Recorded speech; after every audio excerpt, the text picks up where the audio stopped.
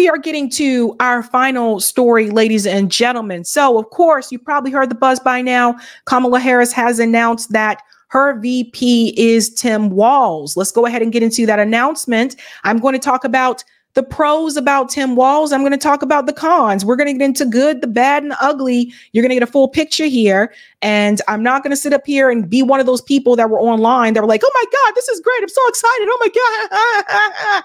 And they didn't even check anything about this guy's record. So let's go ahead and get in here, ladies and gentlemen. Big announcement that happened earlier today. Top of the hour, and the breaking news is big. In this unprecedented campaign, this season, the likes of which we have never seen before, we have one more major development. Vice President Kamala Harris, the presumptive Democratic nominee now for President of the United States, has selected Minnesota Governor Tim Walz to be her running mate. Week and a half ago, 2 weeks ago, maybe seen as a dark horse. Now he has emerged as the choice. Our MJ Lee, Jeff Zeleny, John King, Jamie Gangel, all reporting on this. MJ just saying maybe Walz, a vibes pick, seen as a Midwestern happy warrior. John King is here with us in New York, watching this unfold before our eyes. Let's just start, reset at the top of the hour, what Tim Walz means for this ticket now. It means, number one, the Democrats have their ticket. They're about to go into their convention. And after Kamala Harris clinched the nomination with the most unorthodox nominating process of our lifetime, the President of the United States steps aside after winning the primaries. She wins a virtual voting among the delegates. And then she wants to make this decision. She wants all this cleaned up before they get to Chicago for the convention. So that can all be about prosecuting the case against Donald Trump and J.D. Vance and against the Republicans. So a very truncated process, a lot of pressure on the vice president. So as the voters out there get to judge, how she's handling this first big executive decision. So why Tim Walz? We're showing pictures of him right there in a jacket and a shirt with no tie on. Earlier we had pictures of him in a T-shirt. I do think the contrast here is going to be striking. This is a small town Midwesterner. This is a man who won a Republican House seat and held it. In very difficult years for Democrats, he held on to it. So he has that small town rural appeal, which is why did Donald Trump pick J.D. Vance? Sort of the same idea. Can you go into small communities and make the case? He's the chair. Pause. So we're going to hold on to the red district that he won, because I'm going to show you recent polling that shows something a little bit different now, how he is doing in those particular red areas that he's referring to. So we're going to get into that as well. But the reality is, folks, Kamala Harris chose him because of a couple of reasons. One of those reasons, yes, that he was able to win in a Trump area. But the reality is he's in the Midwest. She chose him, or I shouldn't say she chose him. He was chosen for her, because the reality is Nancy Pelosi gave a public endorsement of Tim Walz on social media and in newspaper outlets. So did Bernie Sanders days prior to Kamala Harris having that final meeting with Tim Walz. So Democrat leadership, and I would say also the donor class, were the ones that decided who she should go with. That's usually how this goes. Let's stop pretending like she made this decision on her own. I want people to understand that. Two, he can help her win the Midwest. So that's one of the reasons why she decided to go with him instead of Josh Shapiro. Yes, Shapiro would help her with Pennsylvania, but the reality is someone like a Tim Walz could help her with the Minnesota and a Michigan and Wisconsin, right? So he is from Minnesota. So that's the idea there. But also, he is also selected to take the guilt of the genocide off of Kamala Harris, to put that solely on Joe Biden and put the focus on her as a fresh new face. And we'll get into that a little bit later when I get into his positions on Israel, some of them bad, some of them okay, but in some ways he has been a little to the left of Kamala Harris. So I'll get into that and break all of that down. Chairman of the Democratic Governors Association, I can tell you his fellow Democratic governors love him, love him. They think he's smart. They think he builds consensus. They think he's really funny. And so they like being in his company. And that matters in a campaign. In terms of Harris being out, are you confident that do you have the loyalty and do you trust your partner out there on the campaign trail? Does that person at tense moments, and there will be a lot of tense moments in the next 90 days of this campaign, make you laugh and make you smile and maybe take some of the pressure off you? Can you do the small market television? Walz fits that bill. Now, we're going to see how how he plays out. And again, I'll be a broken record on this. There is no data in the 37 years I've been doing this that says your vice presidential pick makes the difference in the end. However, it can hurt you. We could have a conversation about has Vance hurt Trump, or at least stalled Trump's momentum a little bit there? And it can help you in the idea that, again, popular with governors, that helps you raise money. Popular with governors, that helps get more people on the team. Popular in small town America, create a little buzz for Democrats in places maybe where they're not always seen. And that is one of the Democratic Party's problems.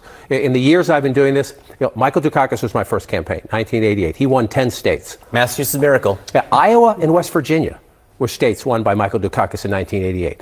Those who are blue-collar Democrats who worked with their hands on farms or in coal mines or in factories. The Democrats have lost those votes. And why have they lost those votes? They've lost those votes because they decided to go along with the Goldman Sachs, Wall Street class. They became a part of that. They have been proposing politicians that are very much corporate, just over the top, like Ivy League candidates that they've been putting forward. They lost touch with the working class, everyday people. That's why they struggle in those states today. So that is a problem that you run into now with the Democratic Party. Tim Walz knows how to win those votes. Again, the presidential candidate decides who wins the election. But a vice presidential candidate can help a little bit. And she's made a governing choice here, too. A progressive governor who was in the military, in the House, then elected statewide and reelected statewide. So you have governing experience here, again, in a different mix, a Midwestern mix. She's a West Coast politician. So it's an interesting combination. Politics, I always call it a casserole, right? You're bringing all these ingredients together and trying to make them work. The last thing I'll say is, in my travels over the last year, one of the issues is people are so disillusioned with politics.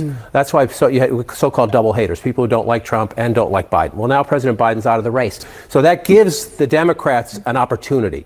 They have this opportunity to shake up the race, to get people to look again. So somebody who's a little different, a little unorthodox. Kamala Harris is different. She's a woman of color, right? So she's different in her own right. Now to bring somebody else different into the mix when you're trying to get another look, it's an interesting pick. And let me stop here. So first of all, they are playing this guy up more than needs to be. I've covered Tim Walz on the show before. The first time was last year when he did pass. He signed into law the free lunch program for the kids, which I did applaud. But I think they are playing him up by saying he's a progressive. Tim Walz is not a progressive. I'm going to show you tonight reasons why. And I see a lot of people playing into this, and we really got to break things down. First of all, let's start with Nancy Pelosi. Nancy Pelosi is going to tell you right here that he is not a progressive. So even Nancy Pelosi, who endorsed him publicly before he was chosen, is telling you he is not a progressive, which makes sense as to why Nancy Pelosi would have endorsed him. Wait till you see who else has endorsed him. Listen to this. Tim Walz is wonderful.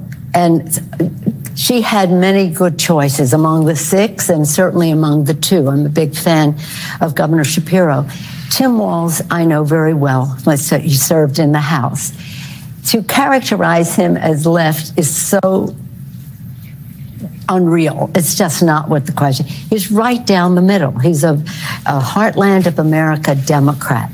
And he was the chair of our Veterans Affairs Committee. And I don't want anybody to forget that, because he made tremendous, tremendous gains for our veterans, working with our folks on the Appropriations Committee and with the Speaker. We made more progress than had ever been made in the history of our country since the GI Bill under his leadership. Okay, so you heard it from her yourself, folks. He is not left. He's not.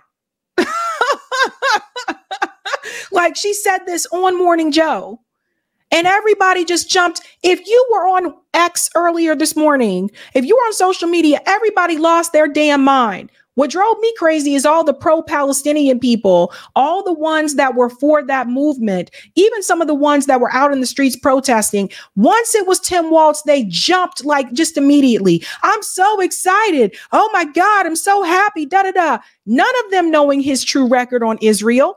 None of them really looking into his background. All they knew was that he was one of the first politicians to call call for a ceasefire. Yes, that is correct. But they did not look into his position on Israel, how he feels about Gaza. And I'm talking to you. I'm not talking to the party loyalist right now, because if you are a party loyalist, I expect you to support your party regardless of who the candidate is, whether that's Democrat or Republican. Not talking to you right now. However, if you are one of the activists that was a part of the pro-Palestinian protest that said you would not vote for Joe Biden, I'm talking to you right now. Because progressive except Palestine is not progressive. So stop. We'll start there.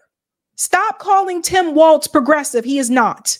Again, I blame this on Bernie Sanders and the squad because they allowed the Democratic Party to water down what it means to be a true progressive.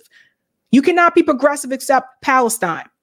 But the other warning to people was the endorsement from Joe Manchin. I don't understand how people didn't catch this one. So if Joe Manchin is praising Walz and refers to the word normalcy, that should tell you Tim is a moderate. Okay, so here is the statement from Joe Manchin. And he'll say here, he says, my friend Governor Tim Walz will bring normalcy back to the most chaotic political environment that most of us have ever seen. He says down here, I look forward to continuing to work with him to bring normalcy back to Washington. Okay, so what does that tell you? Okay, so stop calling him progressive. He is a moderate. What is really interesting is not only are you going to see corporate media admit what I just told you about why she picked him, but that people saw this and just it totally went over their heads. So we want to give a shout out to Hotspot. Here is Van Jones telling you one of the reasons why Kamala picked him. And I think this message went right over people's heads. Listen to this. Do you think it was a little risky, though, Van, that she didn't go with Shapiro to kind of lock down Pennsylvania? I mean, yes, David Challing was saying earlier, just because you pick him as your running mate doesn't mean you automatically win Pennsylvania. But I got to think it would have helped just a little bit. Hey, listen, the conservatives, the right wing, the Republicans, they were chewing their fingernails down to the knuckle because they were afraid of a Josh Shapiro. They were afraid of a Mark Kelly. They're not as afraid of this new governor because they think they can define him. So here's the challenge you've got in this party. And you know, people don't want to talk about it. We got to talk about it. On the one hand, you have a lot of young people who are concerned about Gaza. You have a lot of Muslims and Arabs and others. They have not felt seen by the Biden administration. You start hearing that genocide joke. That was building. That was building. And so those folks needed to have a candidate that they could feel comfortable with. This helps them in that regard. But you also have anti-Semitism that has gotten marbled into this party. You can be for the Palestinians without being an anti-Jewish bigot, but there are some anti-Jewish bigots out there.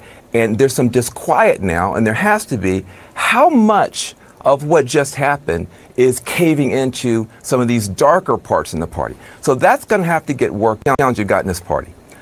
And you know, people don't want to talk about it. We got to talk about it. On the one hand, you have a lot of young people who are concerned about Gaza. You have a lot of Muslims and Arabs and others. They have not felt seen by the Biden administration.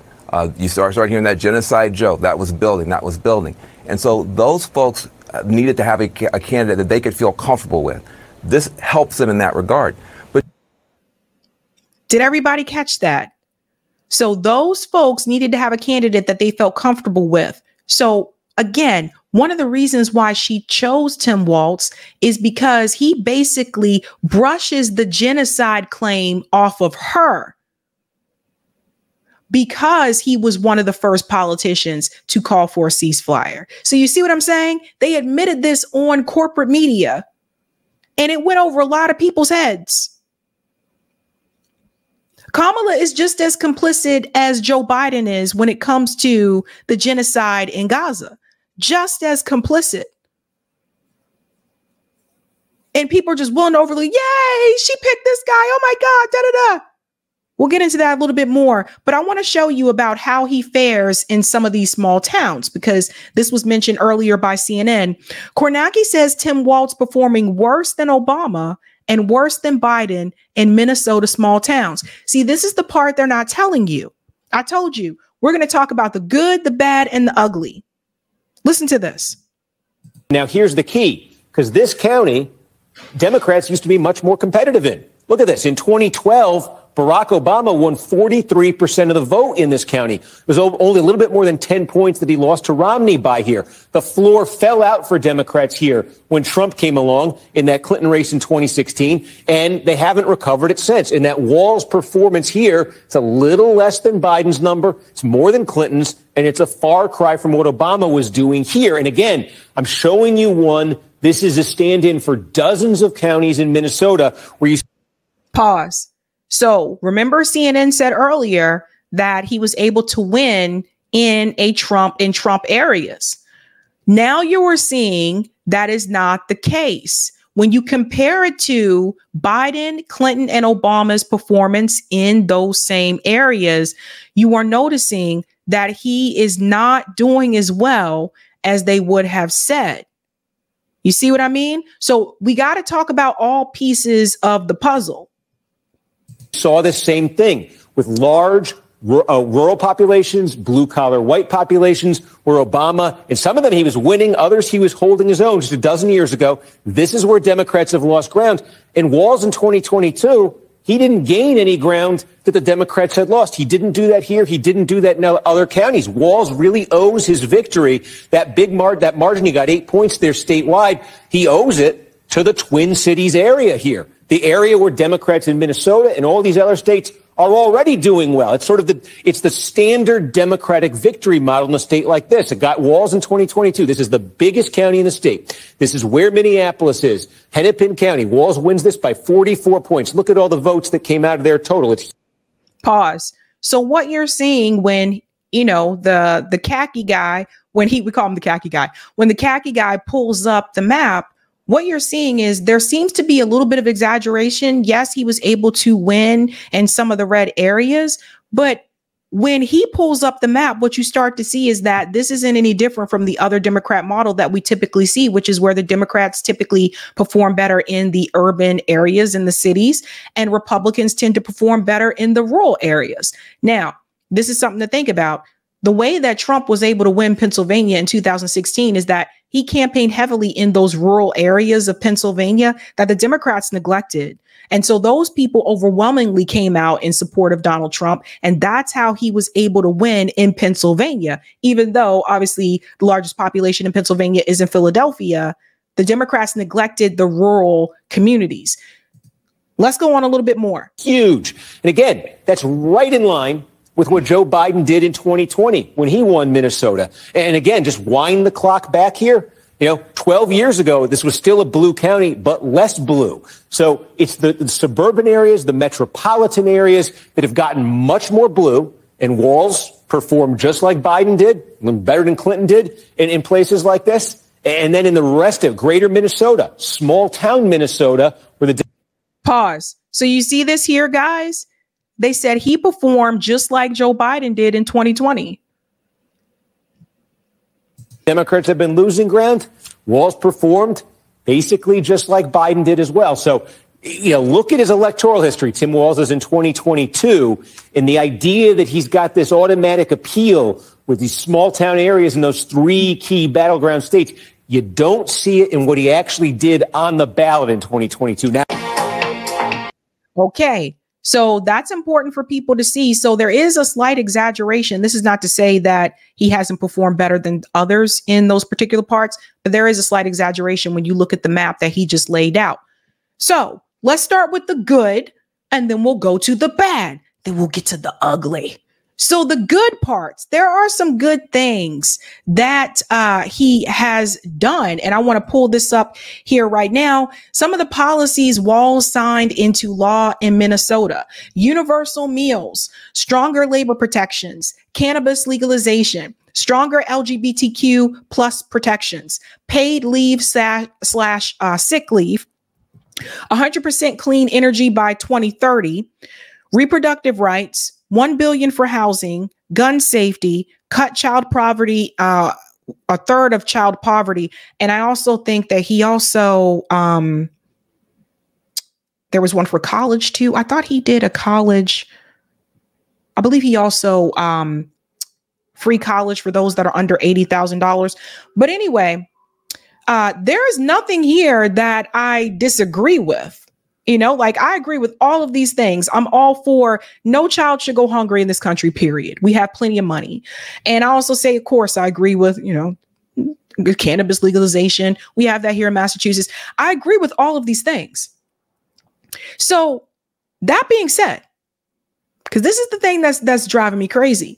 A lot of people are pointing to this, but they don't want to point out some of the other things, which is what I'm going to show you on this show. But when I look at this looks like a standard, you know, kind of reminds me standard Bernie-ish kind of, you know, that kind of thing, but on the local level. But some of these things are just what liberals would do in general anyway, like stronger LGBTQ protections. That's something that a standard liberal would do, right? Gun safety, something a standard liberal would do. We can even say the child poverty thing, because the Democratic Party has already done this on a national level. We could say that is more of something a Democrat standard liberal may do, right? Same thing with stronger labor protections, et cetera. The things that kind of do stand out as a little bit more progressive would be the paid leave slash sick leave for everyone, and maybe the universal school meals. Now, I would argue those shouldn't even be progressive issues. That should just be something that we offer to people in this country regardless. But here we are. And there's this as well. So we're going to get to one of the things that he said about the uncommitted voters that I want people to hear. That was a positive at that point in time. Remember, we haven't gotten to the bad and the ugly yet. We're still on some of the good. So let's go ahead and bring this in here. Something that he said about the uncommitted voters earlier on. About 40,000 votes right now, 20% of the vote going to uncommitted. And we've seen that already in this primary in Michigan. What message are voters in your state trying to send to President Biden? And what do you want to see President Biden do in response? Yeah, look, they're engaged. We're really proud in Minnesota. Civic responsibility. We have some of the highest voter turnouts. These are voters that are deeply concerned, as we all are. The situation in Gaza is intolerable. And I think trying to find a solution, a lasting two-state solution, certainly the president's move towards humanitarian aid and asking us to get to a ceasefire, that's what they're asking to be heard. And that's what they should be doing. We've gone through this before, and we know that now we make sure we've got 8 months.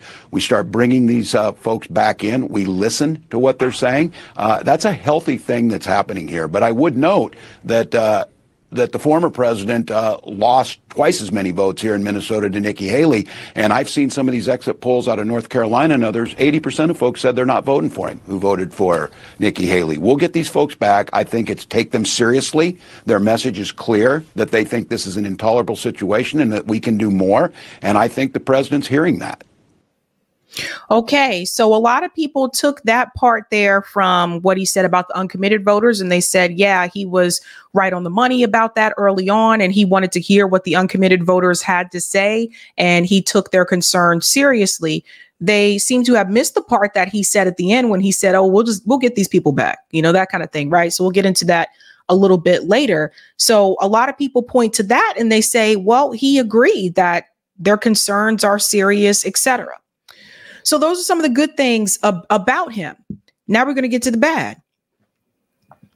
A lot of people heard that video and they just took it upon themselves to say he said this about the uncommitted voters and he decided to call for a ceasefire before other people did. So that's great for me. And they didn't look into his record. Candidate Claudia De La Cruz did. Now we're getting to the bad. Claudia De La Cruz and Karina Garcia said Tim Walz is a fake progressive sent to rescue the sinking Democratic Party. After Biden's meltdown, the Democrats are hoping to re-energize people with a supposedly progressive pick for Kamala Harris running mate. But what is his real record? So they're calling him again the fake progressive. I'm telling you guys, this guy's not progressive. Once you combine the bad with the good that he's done, you'll see he was basically just a moderate. So let's get to that. Tim Walz sides with big business. Did you guys know this? Walz vetoed a bill that would have established minimum pay rates for Uber and Lyft drivers. Harris's brother-in-law and top advisor, Tony West, is Uber's top lawyer. Everybody know that? Did you know that? Okay. Gotcha.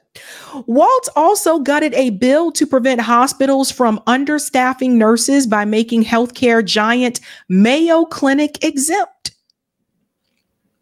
So that is Tim Walz siding with big business. All the people jumping around and clapping and dancing, social media and all that kind of stuff. They didn't put this. And some of the independent media pundits aren't talking about this either. We'll get to that as well. Let's move on. There is more here.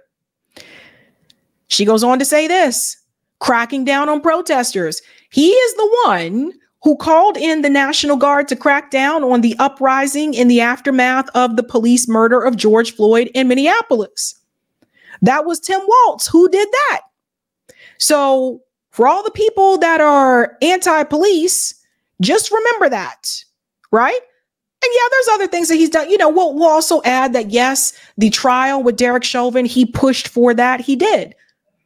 But consider he's the one who sent in the damn cops and stuff after the, he should have done something. Okay. So we're going to, again, the good, the bad, and the ugly. We'll go to this part here. And this is the kicker. He is also a proud pro-Israel Democrat with a strong record of supporting the U.S.-Israel relationship. We're going to dive more into that. That is the ugly side of things, okay? We're still in the bad. These are the things people are not paying attention to. And I see a number of people falling for it, even pro-Palestinian activists. I saw them online today. I'm seeing independent media commentators falling for it, not looking into this guy's record, just saying he was the first to call for ceasefire. This guy is not who you think he is. Yes. Do I think that he is better than Shapiro on Israel? He's better than a little bit better on Shapiro on Israel. He didn't call the protesters like KKK and all that kind of stuff. But at the same time, you're going to see that Tim Walz is still a Zionist when we get to that part. Still on the bad, not the ugly. For those of you who are against the war with Ukraine, when it comes to Ukraine, Tim Walz said this morning, I joined other governors to meet with President Zelensky and reaffirm our ongoing commitment to Ukraine. As Ukraine defends freedom against tyranny, Minnesota stands with our Ukrainian community and the people of Ukraine. So a Tim Walz, Kamala Harris administration, probably it looks like it will mean more money to Ukraine. Now, that's not important to everyone. Everyone doesn't care about the Ukraine issue. But if you do care about it, there's that. Now we're going to get to the ugly. Everybody wants to talk about all the good things he did in Minnesota. They don't want to talk about some of these bad things, like Line 3. How does the indigenous community feel about Tim Walz in Minnesota? Let's get into this. Treaty people organized walk across northern Minnesota to oppose Line 3. Now, remember who was behind all this. And we'll go down here. Listen to this. We're walking because Governor Tim Walz made a poor decision to permit Line 3 to violate treaties. That's coming from Carrie Chesnick, an enrolled member of the Oneida Nation of Wisconsin. We're walking for the next 7 generations. Again, Governor Tim Walz made a poor decision to permit Line 3 to violate treaties. So Governor Walz, what happened to all of us caring about indigenous land, protecting their treaties? But this is the guy that people are calling progressive? I don't know any progressive that would be okay with violating treaties. And we have to talk about what Line 3 was. We had a whole panel on this show and on RBN where indigenous activists came on and talked about Line 3 and what that meant to their communities. We're talking about more environmental pollution. We're talking about dirty water. So this is the guy that everybody says is progressive. Amy Klobuchar supported Line 3. We know she's not progressive. So how is this guy progressive? You're just going to walk all over the indigenous people like this? This is supposed to be okay? It says here, their collective voice was to demand that President Biden and Governor Walz honor treaties that both the federal and the state governments have with tribes. Treaty is the mechanism that is going to allow all of us to protect the water, the land, and the next 7 generations. There is so much destruction going on in the world, and our government can play a role in putting it into it. So, you know, how's this going to work out if Governor Walz goes to Michigan with Kamala Harris, particularly over in the Flint area, or will they just avoid that area altogether? Because how are you going to stand up in front of people in Flint, Michigan and talk about, oh, we're going to help you with the water, and we know you had dirty water and all that jazz, when he approved Line 3? We just don't care about the indigenous people now? Is that what it is? Okay, we're still on the ugly. And then shout out to my comrade from RBN calling this out about Tim Walz. I told you, it's crazy when you get to the thick of it, fam. Tim Walz is a genocidal Zionist who opposes the BDS movement. Pull it up, fam. Look at this. His record on Israel. Here's some of the key points. I'm going to get deeper. Support for Israel. During his time in Congress, Walz consistently supported measures that affirmed the strong alliance between the U.S. and Israel. He voted in favor of resolutions and bills that reinforced the U.S. commitment to Israel's security. Do I expect that to change? No. Aid to Israel. Walz has supported continued U.S. military aid to Israel, recognizing its importance in maintaining Israel's security and its qualitative military edge in the region. So all the people that said he was one of the first to call for a ceasefire, what does that even mean? And does that even matter if you still support giving Israel the weapons? So if you calling for a ceasefire, but you're giving Israel the weapons, you put ceasefire and weapons together, and that means you're full of shit. Okay? This is all optics, folks. Don't fall for this. Two-state solution. Like many of his Democratic colleagues, Walz has expressed support for a two-state solution to the Israeli-Palestinian conflict. Again, I told you about the two-state solution, right? I have a number of people that have come onto the show, and they have explained that the two-state solution is a moot point at this point in time. The years for that have long passed. He opposes BDS. Walz has opposed the BDS movement, which seeks to pressure Israel through economic and political means. He has supported legislation and resolutions condemning the BDS movement. Now, all you got to do is look at even the DSA handbook, even DSA, which is dim light. Even the DSA says in their handbook that you have to back the BDS movement. But he's a progressive? Okay. Let's go on. Because it gets crazier, fam. Like I told you, the good, the bad, the ugly. Wait till we get into this a little bit deeper here. Let's pull this up. Look at this. What does Tim Walz VP pick mean for American Jews and Israel? All right. So I don't want you guys to think that you're getting something different. And some people may get mad, but you just get mad because I'm not going to sit up here and lie to you. I'm going to give you the truth. Check this out. The decision to choose Walz is expected to bring back the Democratic ticket hundreds of thousands of people who voted uncommitted in the primaries and expressed outrage at Biden over the administration's support of Israel. So do you guys see what I told you? That's why she picked him. Remember, the uncommitted vote started in the Midwest. It started in Michigan. So they picked him to get those voters back. Is it? Like, okay, let's go on a little bit more here. A little bit more about him. It goes on to say, we're skipping through Shapiro. Okay, sorry. What are Walz's views on Israel and the war in Gaza? Look at this. While compared to Harris, Shapiro, and Kelly, Waltz has no direct Jewish connections. American Jews are expected to overwhelmingly vote for the Democratic nominee, as they have historically. Progressives who cast uncommitted in the Democratic primaries this spring indicated they would be happier if Waltz was picked. Does everybody see? Everybody see this? Okay. And so for Black American voters who are watching, this is what I've been saying for a long time. I said, if you're going to vote for the Democratic Party, you at least need to get some concessions from it, right? Like make some demands. Let's continue. So you see what they did? So you see this, right? They pointed to his remarks on CNN after 19% of the Democrat electorate in the state's presidential primary participated in the protest vote. So that was part of it. Look at this. After October 7th, Waltz ordered state flags to be flown at half staff to criticize those who did not condemn the attack. Listen to this. If you don't find moral clarity on Saturday morning and you find yourself waiting to think about what you needed to say, you need to reevaluate where you're at. He goes on to say here, this is where he said the ceasefire. In early March, Waltz endorsed calls for a permanent working ceasefire just days after Harris drew praise from it. So you see, this was already in the works. This is what I was telling you guys.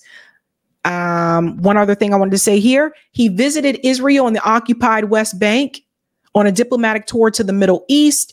He said he told the Israelis he believed that the growing number of Jewish settlements in the West Bank were hampering the prospects for peace. Listen to this. He spoke at the annual AIPAC policy conference in 2010 amid tensions between the Israeli government and the Obama administration. We'll get into that a little bit more. So you see, you think you're getting something different, but you're not really getting something that is that much different. Yes, again, he's not as overt about it as Shapiro. He hasn't said things as harshly as Shapiro. But make no mistake, fam. You're going to see he's just as much a Zionist. Now we're going to get to this right here. Check this out. This is coming from Yanon Cohen. It has been an honor to work with Governor Waltz on deepening the Israel-Minnesota partnership. So you see, what do people think they're getting? You're not getting something that much different. And again, I'm not talking to those of you that are the Democrat, party loyalists. I expect you to support the party regardless who the candidate is. I'm talking to those of you that were out in the streets protesting for Palestinian, solidarity, for their self-determination, calling for an end to occupation, calling for a permanent ceasefire, calling for an end to the oppression, and calling for an end to Zionism. A number of you just jumped on board and now are willing to back a Zionist. So I'm talking to you. All of a sudden, genocide is not a red line anymore. We'll go on. J Street is backing him. For those who are not aware, J Street is the liberal version of AIPAC. We know the Harris-Waltz team will stand up for our shared values, protect our community, and pursue smart, pro-Israel, pro-peace leadership abroad. There is no pro-peace with Israel at the helm, the one who has been the aggressor. So do you see this? Here is J Street out here endorsing him. And all these people, Kyle Kulinski, Crystal Ball, all these people jumping around. This guy is way so progressive. He's to the left of Bernie. I haven't seen him say anything when it comes to Israel. I don't see him saying anything that Bernie didn't say. Bernie also called for a ceasefire. Let's go on. Here's another one. People aren't talking about this. While everyone is sharing the clip of Waltz saying that Dems should be listened to uncommitted voters and the situation in Gaza is intolerable, here's an actual recent action on this, refusing to meet with Palestinians who lost their family in the genocide. See, nobody's talking about this. This just happened. Assalamu alaikum, everyone. This is Sanat Waswas from AMP. I'm standing here outside of the Minnesota State Capitol with our AMP members and Gaza families here from Minnesota. And I'm just here to tell you that we were supposed to meet with Governor Walz and our meeting got canceled. We met with the staff right before then, and they were under the impression that we were going to talk about our stories and just share our stories and cry and play the victimhood narrative. But as soon as we told them that we would not just share our victimhood, but talk about how we can materially affect change, how Governor Walz can and should divest from the SBI, that's when they decided to go deliberate, and then they came back and informed us that our meeting was canceled. They used the excuse that Governor Walz just wanted to hear families tell their stories, but didn't actually want to hear about the material changes, that this would be too long of a process. We know that this is a major excuse from Governor Walz. Families have been requesting to meet with him for months and months upon end. And as we reach the 10th month, and Governor Walz has refused to express any real, genuine solidarity with the Palestinian people, has refused to call for divestment, we see that this is clearly all talk, and this is just empty words from Governor Walz, that the real reason that they canceled the meeting is that they don't actually want to take any real effort to affect freedom and liberation for Palestine. Everybody see this? She's right. They don't want to take any effort to affect freedom and liberation for the Palestinian people. So again, nobody's talking about this. All these people that jumped on board this train and said they are so excited. Tim Walz doesn't want to meet with the Palestinian family members in his state that lost their family in Gaza. And this is the guy that people are calling progressive. People just want someone so bad, they go with anything that's thrown in front of them. And some of you in independent left media, you're going along with it because you want to get paid. I call it like I see it. Let's continue. There's more. Because I'm telling you, we came with receipts. Check this out. Shout out to Z Squirrel doing the damn thing. Tim Walz joined Kamala Harris, Paul Ryan, and Mitch McConnell to condemn Obama, Pelosi, and Dianne Feinstein for not vetoing a purely symbolic UN Security Council resolution on the illegal settlements in the West Bank. He's a deranged Zionist fanatic. So you're going to find out more. But I told you, this is not a show for making people feel cozy and comfy at night. This is to tell you the truth. So it goes on to say, shout out again to Z Squirrel. In 2017, as her first foreign policy vote for resolution, she co-sponsored. Kamala Harris joined Trump in criticizing Obama for daring to symbolically reprimand Israel at the UN for its illegal settlements. This is what Z Squirrel is referring to. And you can see that here. Look at this. Look at this. More AIPAC than J Street. Kamala Harris runs to the right on foreign policy. This is the progressive. People just want anyone to be their hero. This was 2019. So it just, look at all this. The Harris resolution called the UN version one-sided and effectively equated opposition to illegal colonization drive by Israel's right-wing government with opposition to Israel itself. Harris insisted that the UN should not have any role regarding Israel and Palestine. Her resolution asserts that the issue of these illegal settlements should be decided only through US-sponsored direct talks between the Palestinians under occupation and their Israeli occupiers. In supporting the resolution, Harris sided with Republican Senate leader Mitch McConnell against fellow Democrat Senator Dianne Feinstein, and with Republican House leader Paul Ryan against Democratic House leader Nancy Pelosi. This is a troubling indication of who her foreign policy allies will be if she becomes president. We were warned about this in 2019. See, this is why I keep telling you these people are not progressive. They're wearing masks. They're trying to convince you they are, but they not. Kamala Harris also smeared BDS as anti-Semitic. I remember that, but let's go back to the original thread so we can stay on the Tim Walz thing here. In reality, there is no difference between genocidal Zionist queen Kamala Harris, Tim Walz, and Josh Shapiro. They're all the same. They're all Israel lobby AIPAC-owned fanatical Zionists, but pseudo-radical memers online want to pretend like he's a savior. And he's not. And here's another tweet here from 2023, and it shows you right here. Not the bad cop. Biden official says Harris won't shift course on supporting Israel. And I just don't know why people are falling for this. She's been very clear about who she is. So for all those people who said genocide was a red line, apparently it wasn't a red line for you.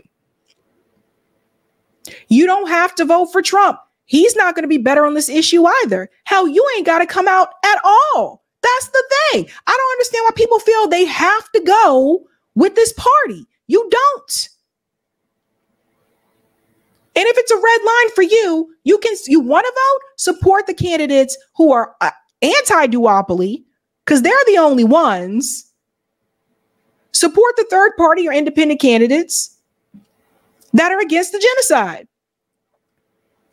I'm going to be supporting Jill Stein. I told you guys, Jill has been consistent on this issue since day one. And I told you all these, the Democrats and Republicans, they're all bought and paid for, whether it's AIPAC or J Street. They belong to the Israeli lobby. So you see what you have here. You think you're getting something, you're not getting what you think you're getting. This is a trick. This is a game. And people will come out and support them. And then you know what will happen? If they win, they'll just go back to not doing anything. Kamala Harris knows she wants to get the progressive base to come out to support her. She needs that, whatever's left of that Bernie Sanders progressive base, she needs that base to come out. So this is what she does. She picks a Tim Walz who called for a ceasefire. The media is focusing on that. They're all in on this together. So liberal corporate media chooses to focus on that. And that's what you're focused on. And none of them are showing you what I'm showing you. Think about that. Kamala Harris has no policies on her website still today. And people just jumped on board. You don't know what Kamala wants to do. People just fell in line like a bunch of sheep. You did exactly what the Democratic Party knew that you would do. Exactly what they knew that you would do. They took one of the massive movements that we had in the world, and they played their hand like this. Slowly, corporate media stopped talking about it. Stop talking about the protests. Stop giving it attention. They did this with the George Floyd protests. They used the same pattern every time. So then you're not focused on it as much. Then you're not thinking about it as much. Then the Olympics happens and all of a sudden your attention is turned there. Then Biden decides, he steps aside and they let Kamala run. They installed this woman right in front of you. None of you voted for her and people just went along with it. And I'm willing to bet some of those people that said they weren't voting for Biden is not so much because of the genocide. It's more so because they wanted someone who wasn't as old. And now you see what's happening. So now just like that, and they're telling you she's progressive, and then they get her to pick Tim Walz, and he called for a ceasefire first. They'll tell you anything else about where he really stands when it comes to Israel, that he's not going to be any different when it comes to Israel. He's still going to support giving them weapons. They still going to give them weapons, and Israel will continue to kill Palestinian children. That's a reality. And a lot of people are going along with it. And so you see this here. So Z Squirrel goes on to say Tim Walz is a regular speaker at the Minnesota Israel lobby, where he said anyone who refuses to recognize the genocidal Israeli sexual assault torture entity is an anti-Semite. Just recently said he fully stands behind Israel's assault of genocide of Palestinians and wants the Zionists lobby to write the curriculum on Israel and Palestine to erase Palestinians from existence. This is your king?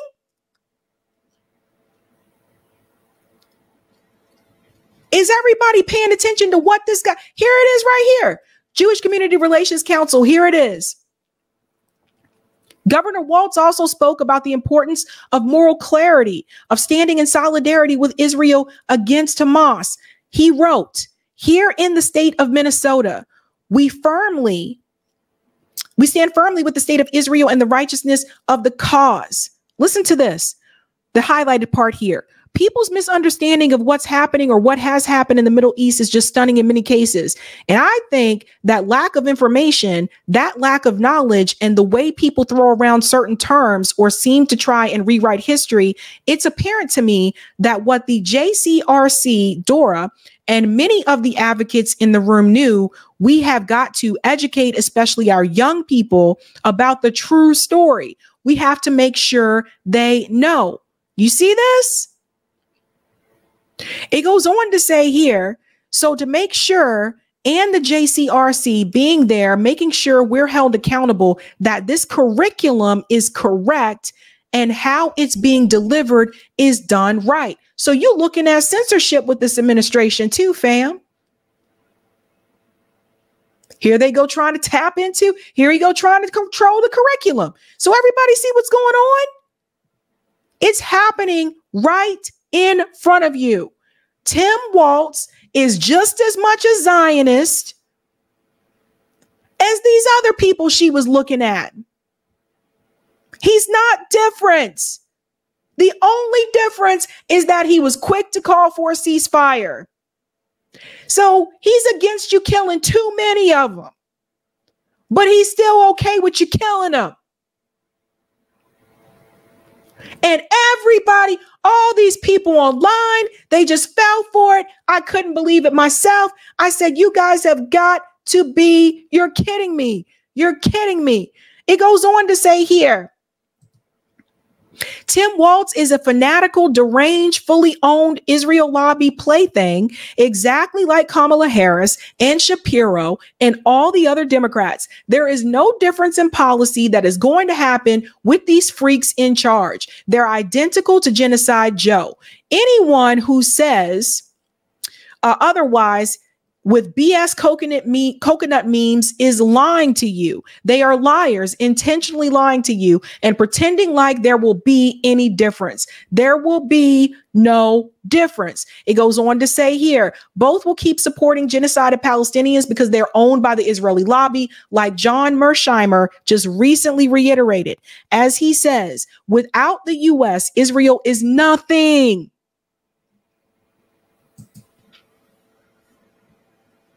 All of these people are lying to you. Now, all of a sudden, people trust corporate media telling you that this guy is progressive. The same corporate media that lied to you about what was happening to the Palestinian people. Now, all of a sudden, they're trustworthy. Wake up, fam. Wake up, people. Even Mark Lamont Hill was falling for it. And I really got to call this one out. Mark Lamont Hill. Kamala Harris choosing Walz is very significant. It is a reminder that we can and must use our voice to get the outcomes we want. It also signals that VP Harris is listening to the voices of young grassroots pro-ceasefire and other voters. This is very encouraging. Mark Lamont Hill, which I invited him, those of us in RBN invited him for debate. We asked him publicly to debate him on this issue.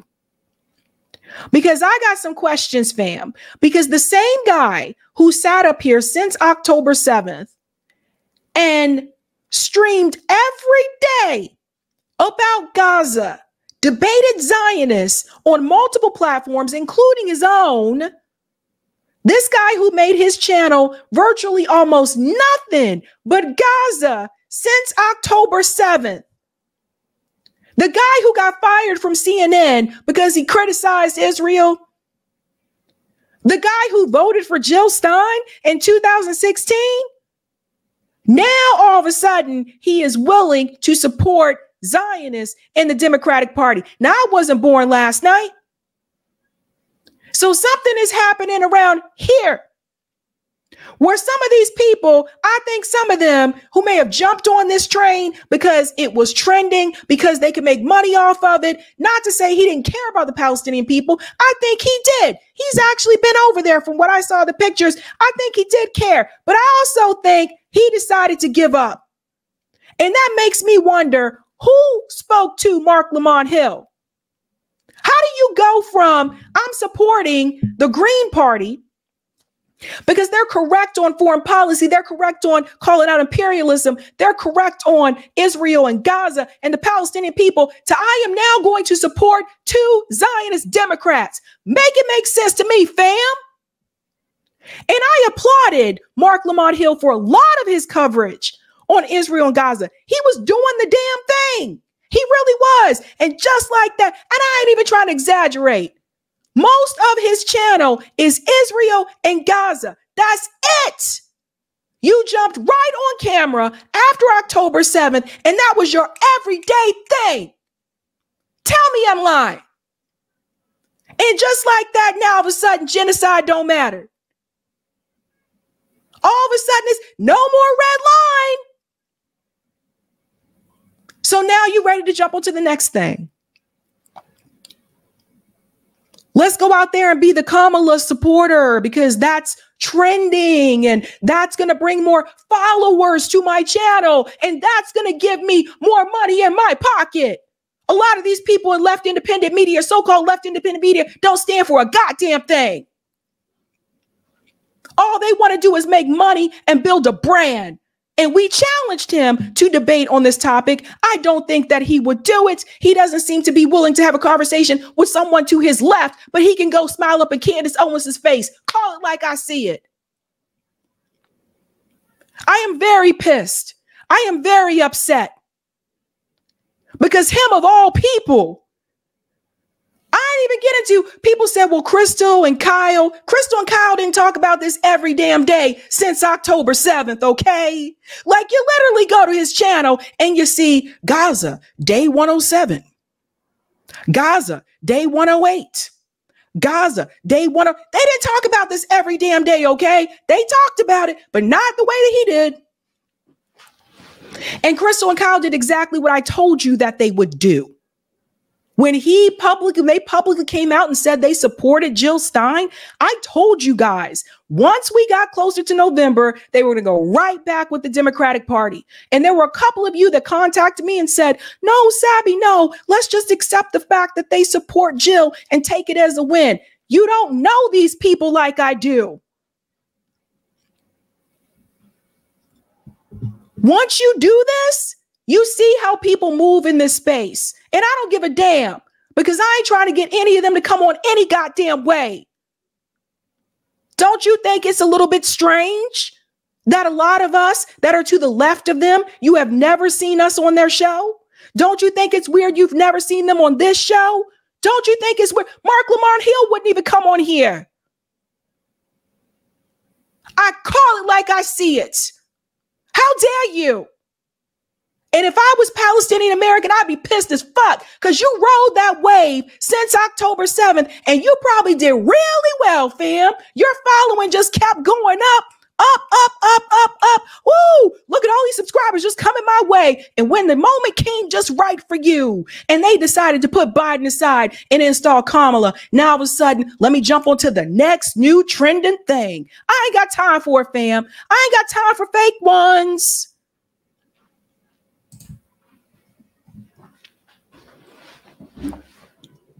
People say, oh, Sabby PMC. Sabby has a master's degree. I have a master's degree, but my family's from B-More, bitch.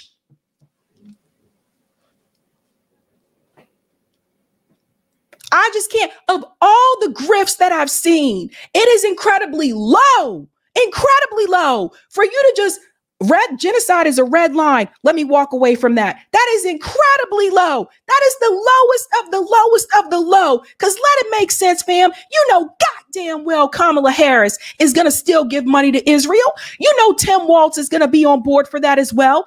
He is a very smart person. Mark Lamont Hill has a PhD. He didn't wake up just yesterday. He knows how this game is played. He knows what's going to continue. And you out there telling people this is very encouraging. So it's encouraging for Palestinians to continue to die, or it's encouraging for your brand?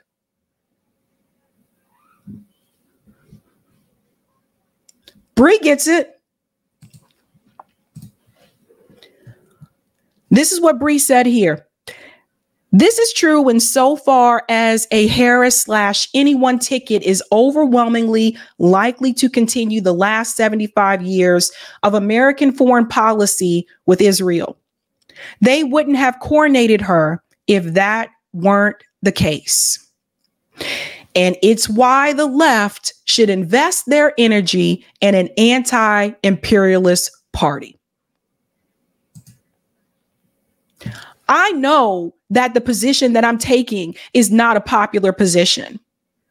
I know that it's not popular to support third party or independent candidates. I get it. But some of you only want to do things because it's popular or because it's trending. And that is not who I am. There have been a number of things I've done on this show that are not popular, but I still do them. And that's what it is. And I've been watching this for quite a long time. And Crystal and Kyle, them too. They jump on something when it's popular. You supported Jill Stein a couple of months ago when she was trending and she was building momentum. But the moment that Kamala Harris jumped into this race, you went right back to supporting the Democratic Party. And honestly, Jill's nicer than me. If I was Jill Stein, I would call y'all asses out. Because that's problematic. She's a lot nicer than me. People just ride in waves. No principles, no morals, just ride in that damn wave to make money. You can do it the right way, or you can cheat and do it that way. But mark my words, I'd rather do it the right way and have things take time than to cheat and have that come back and bite me on the ass. And that's what a lot of people are doing. I never fathomed this before in my life. You guys are so fucking low, you're willing to like turn your back on a genocide. That is disgusting. It is pathetic. And you should be ashamed of yourselves. And that goes for Kamala Harris and Tim Walz's crazy ass too. They're not going to do anything different than what you see that's already happening when it comes to Israel. So for the liberals who support the party, regardless of the candidate, I'm not talking to you. I'm talking to the pro-Palestinian protesters who said genocide was a red line. Apparently, it wasn't a damn red line for you too. And apparently, for some of you commentators, it wasn't a red line for you too. You were just going with what was popular at that time, and you don't stand for a goddamn thing.